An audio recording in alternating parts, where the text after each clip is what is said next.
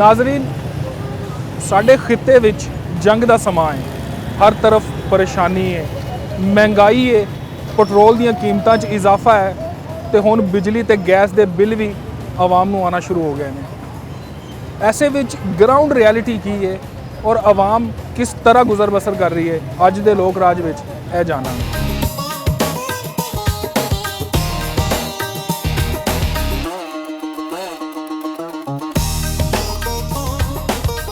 दुनिया 'च जंगां लगियां होईयां ने, हर पासे मुश्किल हालात नज़र आ रहे हैं। तुहाडे काम ते भी कोई फर्क महसूस होया? बहुत ज़्यादा। आवाम ते आ जा रही बाज़ारां, जिन्हों को पैसे वो आ जा रहे हैं, जिन्हों को नहीं है वो घर बैठे हैं। वो नहीं आता कोई भी। सुनाओ बिल कितना आया जी इस दफ़ा? मैं 100 के अंदर यूनिट चलाता हूँ तो तकरीबन मेरा 3035 रुपये आया। अच्छा, यूनिट मैनेज हो जाते हैं तुहाडे कोल? की हिसाब रखते हो? यूनिट बिजली बत्तियाँ बंद रखो, 100 से अबव चले जाते यही बिल 6000, 200 से अबव चले गए यही बिल हो जाएगा तकरीबन कोई आपका 15000। नहीं तो अगर तुहाडा 100 यूनिट हो जाए कोई 5-10 दिन पहले, फिर की करते हो? फिर ज़्यादा सरफा करते हो?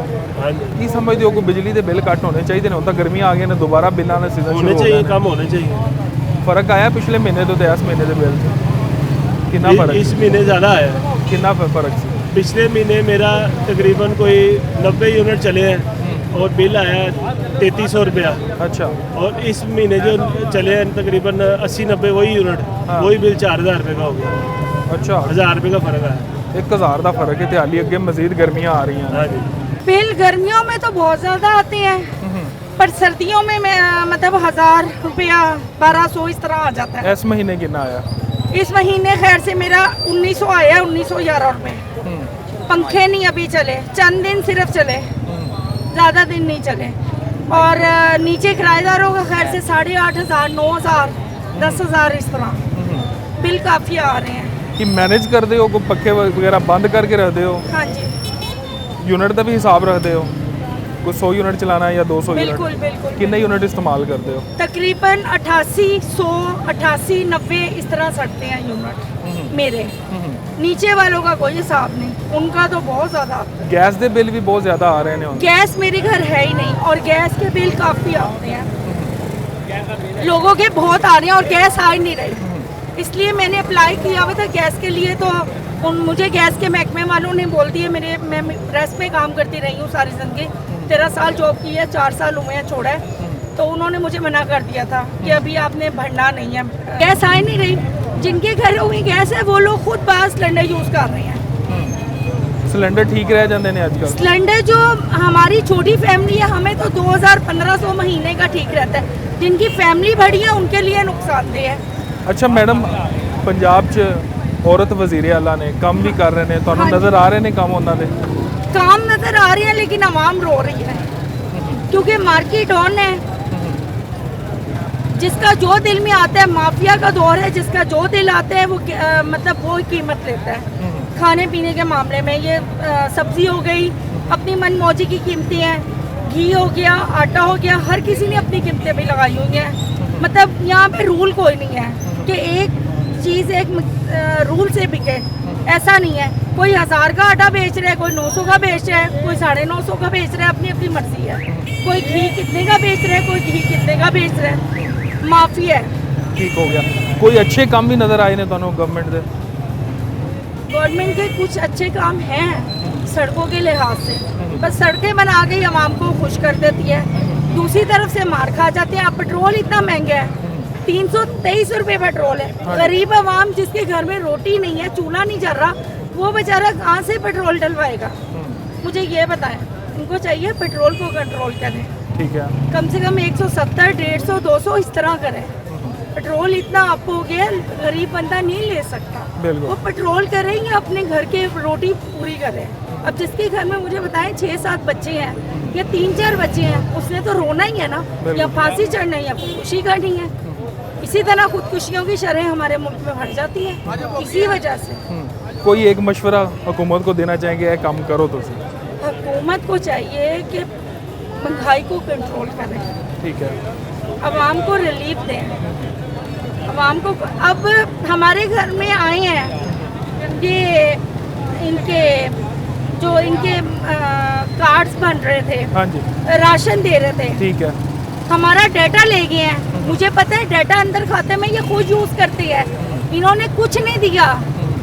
उनके नंबर मेरे पास है, उनके जो बंदे आए हैं महकमे के सर्वे वाले, कुछ भी नहीं, नथिंग नेवर, ना कोई पैसे दिए ना कुछ और दिया है। वो डाटा ले जाते हैं अंदर खाते में, अपने बंदों को पता नहीं किन किन को खुद राजी करते हैं हमारे बेहद पे। तो ਤੁਹਾਡੇ ਨਾਮ ਤੇ ਤੁਸੀਂ ਚੈੱਕ ਕਰਨਾ ਸੀ, ਇਸ਼ੂ ਵੀ ਹੋਇਆ ਹੋਣਾ ਫਿਰ ਤੇ ਸਮਾਨ। बहुत कुछ इन्होंने किया होगा इशू।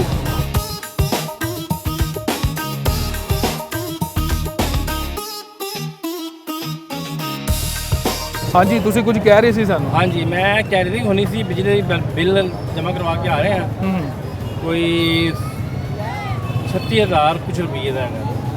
ਅੱਛਾ 36,000 कुछ ਤੇ ਕੀ ਚਲਾ ਕੇ ਲਿਆ ਤੁਸੀਂ ਇਹਨਾਂ ਦੇ ਨਾਲ? या कुछ भी नहीं चलाया, 2 पखे के ने और बाकी कुछ भी नहीं है। ਨਹੀਂ ਪਿਛਲੇ ਸੀਜ਼ਨ 'ਚ ਵੀ ਤੁਹਾਨੂੰ ਇੰਨਾ ਹੀ ਬਿੱਲ ਆਉਂਦਾ ਰਿਹਾ ਗਰਮੀਆਂ 'ਚ? बिल टिका के अंदर है, बिल की कोई कहीं पेशी नहीं रही है।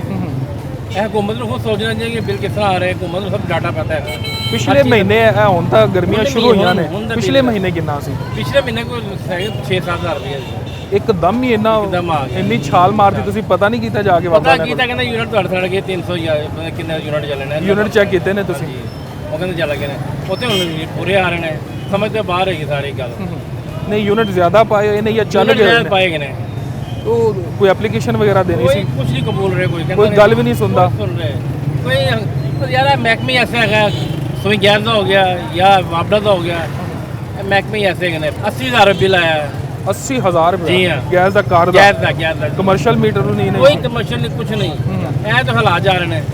इस हुकूमत ਨੂੰ ਸਮਝ ਨਹੀਂ ਆ ਰਹੀ ਕੀ ਕਰਨਾ ਤੇ ਕੀ ਨਹੀਂ ਕਰਨਾ। ਉਹ ਫਿਰ ਉਹ ਪੇ ਕੀਤਾ ਤੁਸੀਂ 80,000 ਰੁਪਏ? हाँ जी, पे ਕੀਤਾ है, उधार किश्तां करके पे ਕੀਤਾ है 40,000 रुपये। ਇਹ ਹੁਣ ਵੀ ਪੇ ਕਰ ਦਿੱਤਾ ਤੁਸੀਂ? हाँ जी, ਹੁਣ भी ਦਿੱਤਾ है।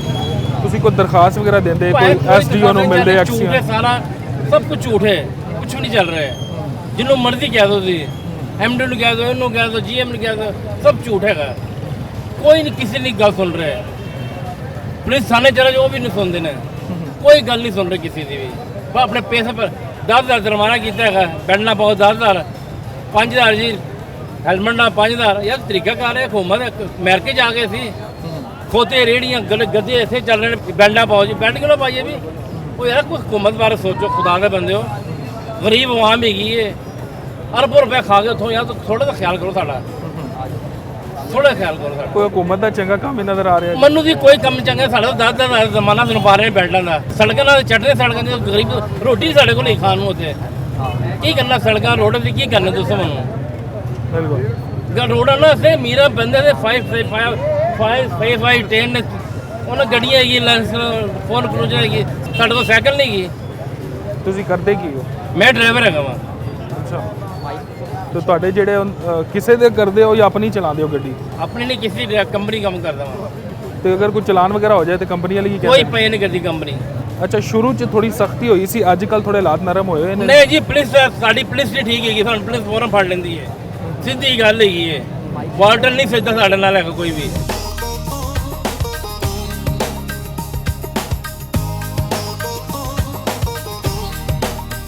ਸਾਲ ਤੁਹਾਡਾ ਹੈ?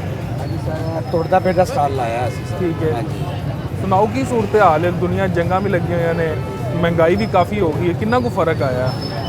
ਭਾਵੇਂ ਨਾ ਮਹਿੰਗਾਈ ਜਿਹੜੀ ਉਹ ਰਹਿਣੀ ਹੈ, ਉਹ ਨਹੀਂ ਮੁੱਕਣੀ, ਉਹ ਤਾਂ ਕਿਆਮਤ ਤੱਕ ਨਹੀਂ ਮੁੱਕਣੀ। ਆ ਗੱਲ ਆਪਣੇ ਜ਼ਿਹਨ 'ਚ ਰੱਖ ਲੈਣਾ, ਸਮਝ ਗਏ ਹੋ? ਤੇ ਰਹਿ ਗਈਆਂ ਜੰਗਾਂ ਦੀਆਂ ਗੱਲ, ਇਹ ਦੁਨੀਆ ਖਤਮ ਹੋਣ ਵਾਲੀ ਹੋ ਗਈ ਹੋਈ ਹੈ ਨਾ। ਇਸ ਤਰ੍ਹਾਂ ਹੀ ਜੰਗ ਸ਼ੁਰੂ ਹੁੰਦੀ ਹੈ ਨਾ, ਇਹ ਉਹ ਜੰਗ ਨਹੀਂ ਹੋਣੀ ਕਿ ਤੁਸੀਂ ਮੈਨੂੰ ਮਾਰਤਾ ਮੈਂ ਤੁਹਾਨੂੰ ਮਾਰਤਾ, ਕਿਸੇ ਮੁਲਕ ਤੋਂ ਸਟਾਰਟ ਹੋਣੀ।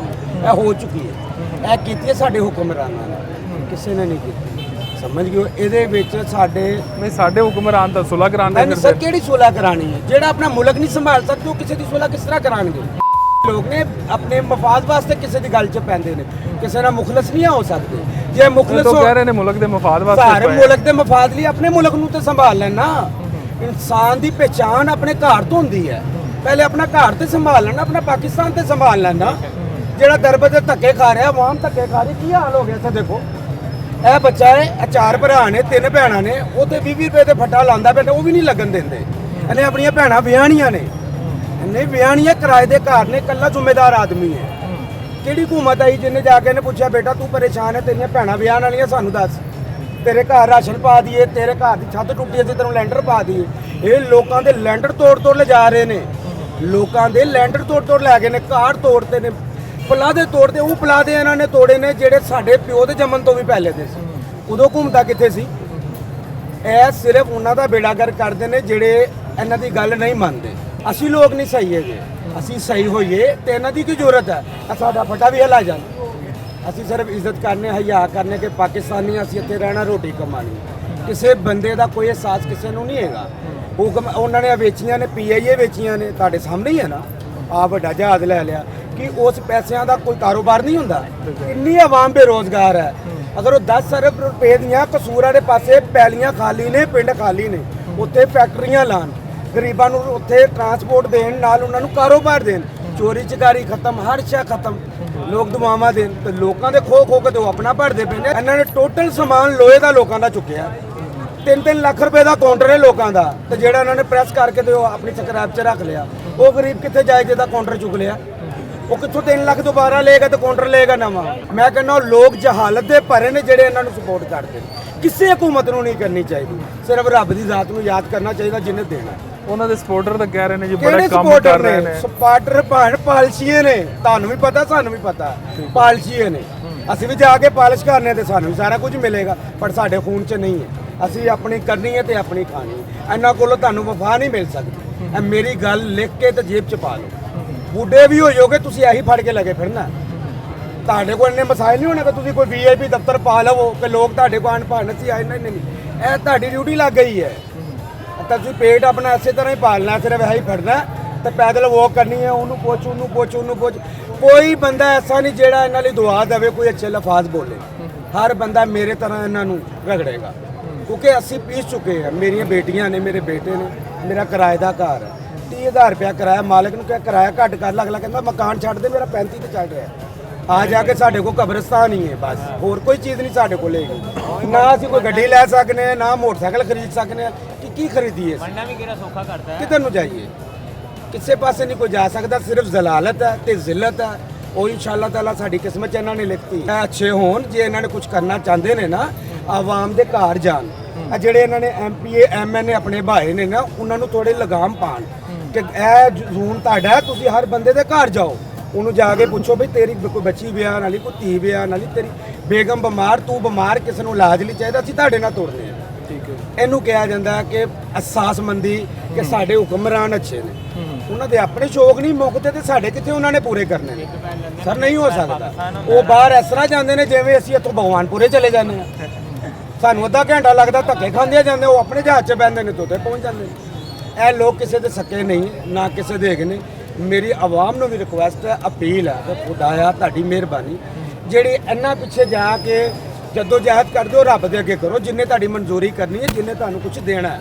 ਇਹਨਾਂ ਨੇ ਤੁਹਾਨੂੰ ਕੁਝ ਨਹੀਂ ਦੇਣਾ। ਮੈਂ ਤੁਹਾਨੂੰ ਹਕੀਕਤ ਕਹਿੰਦਾ, ਲਾ ਇਲਾਹਾ ਇल्लल्लाह ਮੁਹੰਮਦ ਰਸੂਲ ਕਲਮਾ ਪੜ੍ਹ ਕੇ ਕਰਨਾ। ਅੱਜ ਵੀ ਜ਼ਿਲਤ ਹੈ ਔਰ ਅਤਾ ਜ਼ਿੰਦਗੀ ਤੱਕ ਜ਼ਿਲਤ ਹੈ। ਸਾਨੂੰ ਇਹਨਾਂ ਕੋ ਕੋਈ ਮਫਾਜ਼ ਨਹੀਂ ਹੈ। ਇੱਕ ਆਨੇ ਦਾ ਨਹੀਂ ਹੈ। ਇੱਕ ਆਨਾ ਹੁੰਦਾ ਹੈ ਨਾ, ਉਹਦਾ ਵੀ ਨਹੀਂ ਹੈ। ਸਮਝਦੇ ਹੋ? ਦਿਨ ਦੇ ਆ ਰਹੇ ਸਾਡੇ ਬੱਚੇ ਪਾਟੇ ਕੱਪੜਿਆਂ 'ਚ ਫੇਰਦੇ। ਠੀਕ ਹੋ? ਕਿਸੇ ਨੇ ਸਾਨੂੰ ਨਹੀਂ ਕਿਹਾ ਯਾਰ ਤੁਹਾਡੀਆਂ ਬੱਚੀਆਂ ਨੇ, ਧੀਆਂ ਨੇ, ਸਾਨੂੰ ਦੱਸੋ ਕੋਈ ਚੀਜ਼ ਚਾਹੀਦੀ ਤੁਹਾਨੂੰ ਲੈ ਦਈਏ। ਨਹੀਂ ਭਾਈ, ਅਤੇ ਹਰ ਬੰਦੇ ਨੂੰ ਆਪੋ ਆਪਣੀ ਪਈ ਹੋਈ ਹੈ। ਜਿਹਦਾ ਜਿੱਥੇ ਜੋ ਚੱਲ ਰਿਹਾ ਉਹ ਕਰ ਰਿਹਾ। ਤੇ ਜਿਹੜਾ ਥੋੜਾ ਪਾਵਰਫੁਲ ਹੈ, ਇਹਨਾਂ ਦੀ ਹੁਕੂਮਤ ਵੱਲੋਂ ਨਾ, ਉਹ ਲਾਤੇ ਲੱਤ ਰੱਖ ਕੇ ਗੱਲ ਕਰਦਾ। ਉਹਨੂੰ ਮਿਲਣ ਕਿਸੇ MPA ਨੂੰ ਚਲੇ ਜਾਓ, ਕਿਸੇ ਚੇਅਰਮੈਨ ਨੂੰ ਮਿਲਣ ਚਲੇ ਜਾਓ ਨਾ, ਤੇ ਹਫਤਾ ਤੁਹਾਡੇ ਮੱਥੇ ਨਹੀਂ ਲੱਗਦੇ। ਉਹ ਕਿਸੇ ਦੀ ਗੱਲ ਨਹੀਂ ਸੁਣਦੇ। ਤੁਸੀਂ ਕੀ ਕਹਿ ਰਹੇ ਸੀ? ਇਹਨਾਂ ਦਾ ਇੱਕ ਪੈਰ ਲੰਡਨ 'ਚ ਹੁੰਦਾ ਤੇ ਦੂਜਾ ਕੀ ਆਵਾਮ ਦੇ ਸਿਰਾਂ ਤੇ? ਦੂਸਰਾ ਆਵਾਮ ਦੇ ਸੀ ਨਾ, ਆਵਾਮ ਦੀ ਗਰਦਨਾਂ ਤੇ ਹੁੰਦਾ ਹੈ ਤਾਂ ਕਿ ਆਵਾਮ ਉੱਠੇ ਨਾ। ਦੇਖੋ ਨਾ ਕਿ ਪੈਟਰੋਲ ਕਿੱਥੇ ਚਲਾ ਗਿਆ ਹੈ। ਪੈਟਰੋਲ ਦੇ 5 ਰੁਪਏ, 10 ਰੁਪਏ, 20 ਰੁਪਏ ਵਜਦੇ ਨੇ। ਉਹ ਪੈਟਰੋਲ ਦੇ 5-10 ਦੀ ਵਜ੍ਹਾ ਤੋਂ ਕੀਮਤਾਂ ਦੇ ਇਜ਼ਾਫਾ 'ਚ ਇੰਨਾ ਕੁ ਇਜ਼ਾਫਾ ਹੁੰਦਾ। ਖਾਣ ਪੀਣ ਦੀ ਅਸ਼ਿਆ ਦੇ ਵਿੱਚ ਆਪਣੇ ਸਾਡੇ ਜਿਹੜੇ ਹੈਗੇ ਨੇ, ਸਾਡੇ ਘਰ ਦੇ ਖਰਚੇ ਪੂਰੇ ਨਹੀਂ ਹੁੰਦੇ। ਸਿੱਧੀ ਗੱਲ ਜਿਹੜੀ ਹੈਗੀ, ਠੀਕ ਹੈ, ਇੱਕ 20-30 ਰੁਪਏ ਦੀ ਵਜ੍ਹਾ ਤੋਂ, ਪੈਟਰੋਲ ਦੀ ਵਜ੍ਹਾ ਤੋਂ। ਹੁਣ ਮੇਰੇ ਕੋਲ ਸਵਾਰੀ ਨਹੀਂ ਗਈ, ਮੈਂ ਪੈਦਲ ਹੈਗਾ। ਹੁਣ ਜਿਹੜਾ ਕਿਰਾਇਆ ਮੇਰਾ 70 ਰੁਪਏ 80 ਰੁਪਏ ਲੱਗਦਾ ਸੀ, 120 ਰੁਪਏ 150 ਰੁਪਏ ਮੇਰਾ ਕਿਰਾਇਆ ਲੱਗਦਾ। ਇਹਨਾਂ ਨੂੰ ਕੀ ਫਰਕ ਪੈਣਾ? ਇਹਨਾਂ ਨੇ ਇੱਕ ਪੈਰ ਲੰਦਰ ਰੱਖਣਾ, ਇੱਕ ਪੈਰ ਪਾਕਿਸਤਾਨ ਦੀ ਇੱਥੇ ਆਵਾਮ ਹੀ ਉਹਨਾਂ ਦੀ ਗਰਦਨਾਂ ਤੇ ਰੱਖਣਾ। ਇਹਨਾਂ ਨੇ ਉਹਨੂੰ ਰੋਂਦ ਕੇ ਤੇ ਅੱਗੇ ਨਿਕਲਦੇ ਪਏ ਨੇ। ਅਗਰ ਗਰੀਬ ਆਵਾਮ ਦੇ ਲਾਣ ਨਾ, ਫਿਰ ਆਵਾਮ ਕਹੇ ਹਾਂ ਯਾਰ ਸਾਡੇ ਤੇ ਲਾਂਦੇ ਪਏ ਨੇ। ਲਾਈਟ ਇਹਨਾਂ ਕੋ ਪੂਰੀ ਨਹੀਂ ਹੁੰਦੀ, ਪੈਟਰੋਲ ਇਹਨਾਂ ਕੋ ਪੂਰਾ ਨਹੀਂ ਹੁੰਦਾ, ਠੀਕ ਹੈ, ਗੈਸ ਇਹਨਾਂ ਕੋ ਪੂਰੀ ਨਹੀਂ ਹੁੰਦੀ। ਗੈਸ ਦੇ ਬਿੱਲ ਬਣੇ ਵੀ ਕਿੰਨੇ ਬਿੱਲ ਆਉਂਦੇ ਨੇ, ਕਹਿ ਲਓ ਕਿ 15-15, 20-20 ਹਜ਼ਾਰ ਰੁਪਏ ਬਿੱਲ ਆਉਂਦਾ। ਗੈਸ ਚੁੱਲ੍ਹੇ 'ਚ ਆਉਂਦੀ ਕੋਈ ਨਹੀਂ। ਦੂਸਰੀ ਲੋਕਲ ਗੈਸ 480 ਰੁਪਏ ਕਰਤੀ, 400 450 ਰੁਪਏ ਕਿਲੋ ਕਰਤੀ। ਮੈਨੂੰ ਦੱਸੋ ਨਾ, ਜੇ ਅਗਰ ਗੈਸ ਦੇ ਬਿੱਲ ਵੀ ਸੀ ਜਿਹੜਾ ਮਹੀਨੇ ਦਾ 15-15 20 ਦਾ ਰੋ ਭਰਨਾ, ਲੋਕਲ ਗੈਸ ਤੇ ਵੀ ਅਸੀਂ ਉਹੀ ਕਰਨਾ ਵੇ। ਜੇ ਅਗਰ ਇਹਨਾਂ ਕੋਲ ਸਾਡੀ ਚੀਜ਼ਾਂ ਨਹੀਂ ਪੂਰੀਆਂ ਆਉਂਦੀਆਂ ਤੇ ਫਿਰ ਸਾਡੇ ਤੇ ਹੁਕਮਰਾਨੀ ਕਾਹਦੀ ਆਣਾ ਦੀ ਆਪਣੇ ਆਪ ਨੂੰ ਸਹੀ ਕਰਨ, ਆਵਾਮ ਨੂੰ ਸਹੀ ਕਰਦੇ ਪਏ ਨੇ। ਹੁਣ ਮੈਂ ਬੈਠਾ ਮੈਂ ਇੱਥੇ, ਸਰਜੈਂਟ ਆਇਆ ਵੇ ਕਿ ਕੀ ਜੀ ਯਾਰ ਆਏਗਾ ਪਰਚਾ ਦੇ ਦੇਗਾ। ਮੈਨੂੰ ਦੱਸੋ ਨਾ, ਜੇ ਮੈਂ ਕਮਾਵਾਂਗਾ ਨਹੀਂ ਸ਼ਾਮ ਨੂੰ, ਮੈਂ ਘਰ ਆਪਣੇ ਬੀਵੀ ਬੱਚੇ ਨੂੰ, ਆਪਣੇ ਮਾਪੇ ਨੂੰ ਔਰ ਭੈਣ ਭਰਾਵਾਂ ਨੂੰ ਕੀ ਲਿਆ ਕੇ ਦੇਵਾਂਗਾ? ਜਿਸ ਟਾਈਮ ਉਹਨਾਂ ਨੇ ਕਹਿਣਾ ਕਿ ਸਾਨੂੰ ਖਰਚਾ ਦਿਓ, ਉਹਨਾਂ ਨੇ ਤਾਂ ਨਹੀਂ ਵੇਖਣਾ ਕਿ ਪਿੱਛੇ ਕੀ ਕਰਕੇ ਆਇਆ ਕੀ ਨਹੀਂ ਕਰਕੇ ਆਇਆ, ਕੰਮ ਕਰਕੇ ਨਹੀਂ ਕਰਕੇ ਆਇਆ। ਬਾਅਦ ਚ ਕਹਿੰਦੇ ਸੀ ਵੀ ਜਿਹੜੇ CCTV ਫੋਰਸ ਕੱਢਤੀ ਹੈ ਜਿਹੜੇ ਕ੍ਰਾਈਮ ਨੂੰ ਰੋਕਣ ਵਾਸਤੇ, ਅਸੀਂ ਆਹ ਕੀਤਾ ਸੀ ਉਹ ਕੀਤਾ। ਮੈਨੂੰ ਇਹ ਦੱਸੋ ਕਿ ਸਾਡੇ ਤੇ ਇੰਨੀਆਂ ਫੋਰਸਾਂ ਨਾਜ਼ਲ ਕਰਕੇ ਕੀ ਸਾਬਤ ਕਰਨਾ ਚਾਹੁੰਦੇ ਨੇ? ਕਿ ਕਹਿੰਦੇ ਨੇ ਸੀ ਕਿ ਅਸੀਂ ਨਾ ਲਾਹੌਰ ਨੂੰ ਪੈਰਿਸ ਬਣਾਉਣਾ ਹੈ। ਜਿਸ ਟਾਈਮ ਪੈਰਿਸ 'ਚ ਆਵਾਮ ਹੀ ਨਹੀਂ ਰਹੇਗੀ ਤੇ ਪੈਰਿਸ ਕਿਸ ਨਾਂ ਦਾ ਬਣੇਗਾ? ਮੈਨੂੰ ਦੱਸਣ ਨਾ। ਇਹ ਆਪਣੇ ਘਰ ਬੈਠੇ ਰਹਿੰਦੇ ਨੇ, ਉੱਥੇ ਦਿਨ ਦੇ ਵਿੱਚ ਆਵਾਮ ਨੂੰ ਲੜਾ ਰਹੇ ਹੁੰਦੇ ਨੇ, ਰਾਤ ਨੂੰ ਇੱਕੋ ਟੇਬਲ ਤੇ ਬਹਿ ਕੇ ਖਾ ਰਹੇ ਹੁੰਦੇ ਨੇ। ਆਵਾਮ ਬਣਾਇਆ ਇਹਨਾਂ ਨੇ, ਆਵਾਮ ਪਾਗਲ ਹੈ। ਸਾਡੀ ਆਵਾਮ ਇੱਕ ਬਿਰਿਆਨੀ ਦਾ ਡੱਬਾ ਹੁੰਦਾ ਵੇ ਤੇ ਇਹਨਾਂ ਦੇ ਮਗਰ ਨਾਰੇ ਲਾਉਣ ਟੁਰ ਪੈਂਦੀ। ਸਾਡੀ ਆਵਾਮ ਪਤਾ ਨਹੀਂ ਸੁੱਤੀ ਯਾਰ, ਉਹਨਾਂ ਨੂੰ ਹੋਸ਼ ਨਹੀਂ ਕੀ ਕਰਨੇ ਕੀ ਪਿਆ ਸੀ। ਆਪਣੇ ਬੀਵੀ ਬੱਚਾ ਵੇਖਣ, ਅਗਰ ਤੁਹਾਡੇ ਘਰ ਕੋਈ ਦਾਣਾ ਪਾਣੀ ਪਾ ਕੇ ਦੇ ਕੇ ਜਾਂਦਾ ਫਿਰ ਤੁਸੀਂ ਕੋਈ ਸਪੋਰਟ ਕਰਨ ਵਾਲੇ ਬਣੋ ਤੁਸੀਂ ਇਹਨਾਂ ਦੇ। ਜਦੋਂ ਤੁਸੀਂ ਜਦੋਂ ਤੁਹਾਡੀ ਆਪਣੀ ਸਪੋਰਟ ਨਹੀਂ ਕਰਦੇ, ਇਹਨਾਂ ਦੇ ਜਿਹੜੇ ਆਪਣੇ ਸਪੋਰਟਰ ਹੈਗੇ ਨੇ ਉਹ ਇਹਨਾਂ ਦੀ ਸਪੋਰਟ ਨਹੀਂ ਕਰਦੇ। ਕੀ ਹੈ ਜੀ, ਮਹੱਲੇ ਦਾ ਭਾਵੇਂ ਕੌਂਸਲਰ ਹੈ, ਭਾਵੇਂ ਯੂਨੀਅਨ ਹੈ, ਜਿਹੜਾ ਮਰਜ਼ੀ ਹੈਗਾ, ਉਹਨਾਂ ਦਾ ਇਲੈਕਸ਼ਨ ਹੋਣਾ ਜੀ, ਗਲੀ 'ਚ 2-4 ਬਲਬ ਲਾਤੇ ਜੀ, ਲੋ ਜੀ ਕੀ ਨਾਂ ਲੈਂਦੇ ਉਹਨਾਂ ਨੇ ਨਾ, ਕੌਂਸਲਰ ਨੇ ਇਹ ਕਰਤਾ ਉਹ ਕਰਤਾ।